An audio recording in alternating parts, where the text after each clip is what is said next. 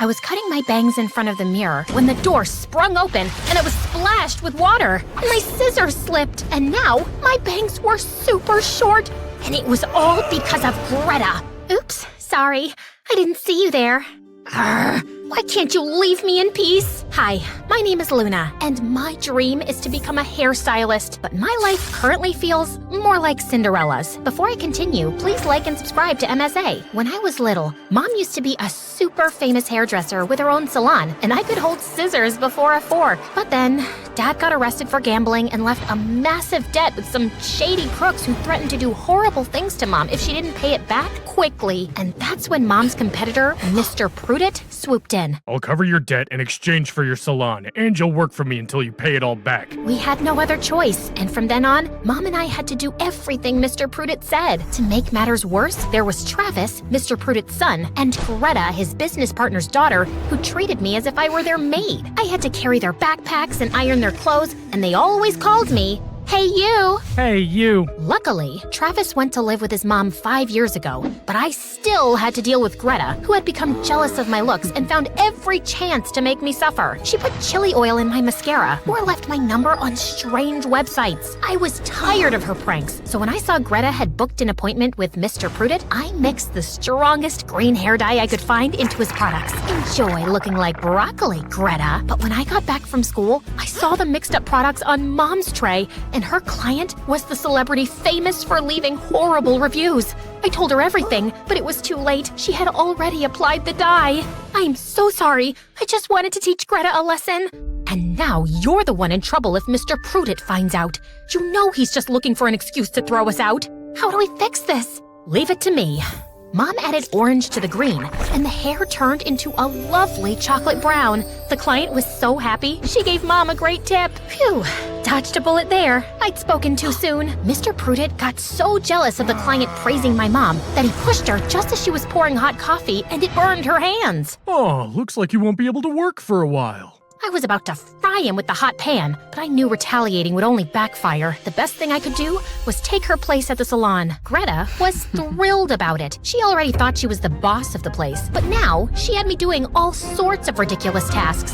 Hey, you! Color code all my makeup supplies. Hey, you! Come braid my guinea pig's hair. But the little devils kept running away. I dived to grab one before it ran out of the shop, and I almost collided with a guy walking in. As I looked up, I saw he had the most beautiful, long hair ever. I've always dreamed of cutting hair like that. I raised my hand to touch it, and I realized it was Travis. Oh no, he's back. So we're grooming animals now? Here, I think my dog needs a little trim. Sure.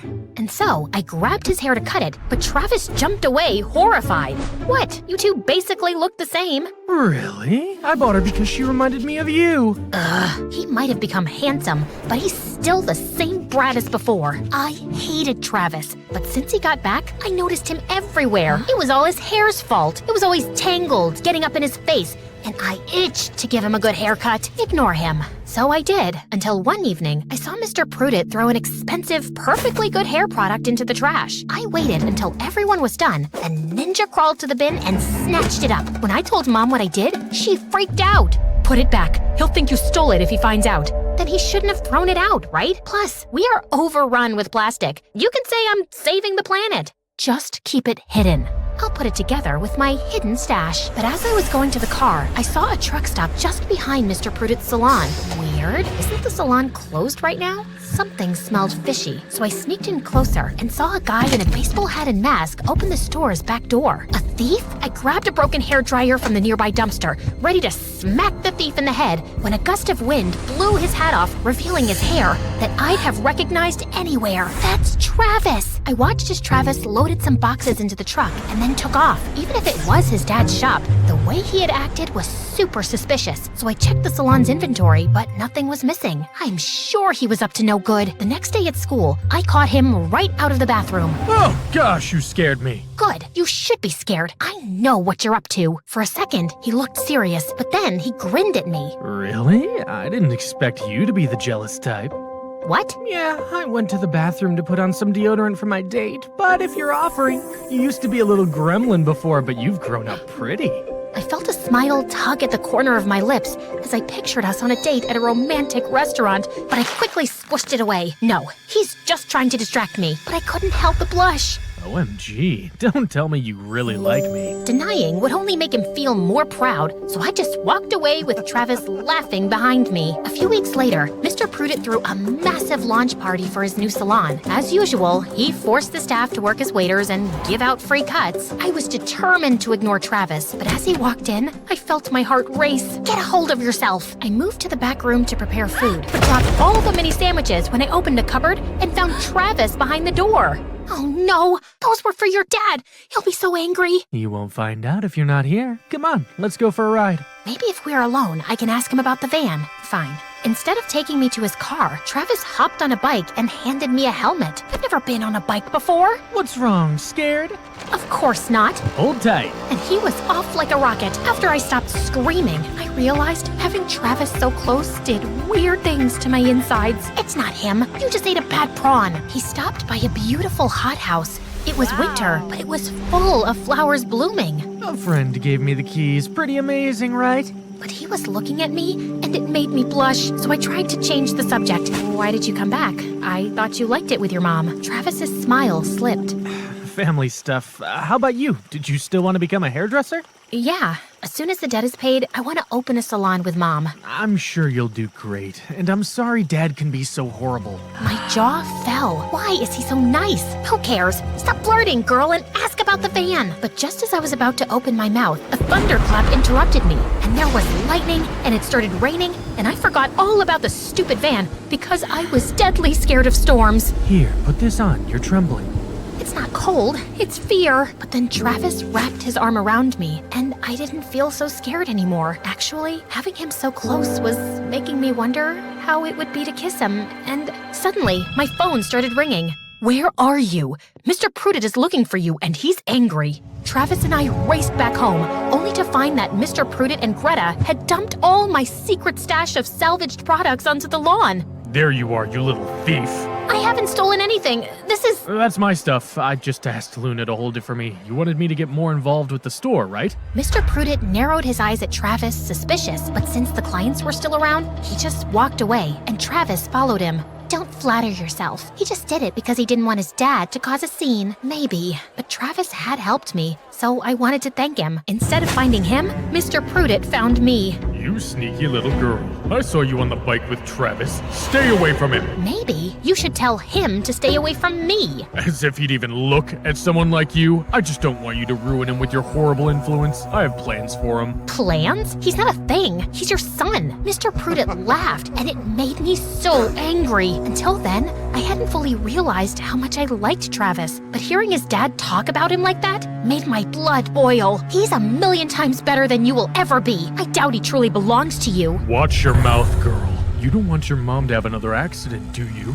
Before I could say anything even worse, I stormed off. I was so tired of Mr. Prudent, and now I had to go and fall for his son. The only solution is to avoid Travis at all costs. It's a temporary madness. It will pass. Easier said than done, since we went to school together. Every time he walked into a room, I hid under the table or pretended to be on the phone. OMG, your cat is on fire? I'll be there right away. Finally, he cornered me in the salon's back room. Gotcha. What do you want, Travis? To thank you. I heard what you told my dad. No one's ever stood up for me like that. Don't flatter yourself. He just gets on my nerves. I don't believe you. I can see how you look at me. Be my girlfriend?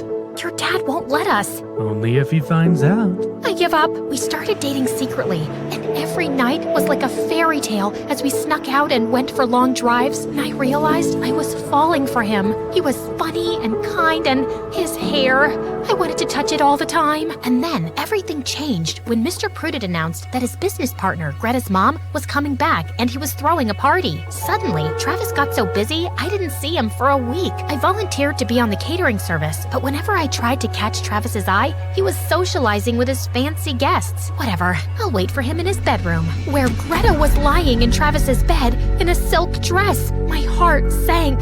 Oh my, look at your face. He didn't tell you, did he? She showed me a massive ring on her finger. We're engaged. Our parents are announcing it right now. I didn't want to believe her, but I heard clapping from downstairs, and when I ran out, everyone was congratulating Travis. So this was why he wanted to keep our relationship secret. He has been dating Greta all this time? Luna, here to congratulate the happy couple. I looked at Travis, but he stayed silent. Greta was telling the truth. There was a steak knife on the table, so I grabbed it, and you're just a liar! Luna, wait! I chopped Travis's hair off. Oh, his beautiful hair. That's it. You and your mother are out, and you still owe me.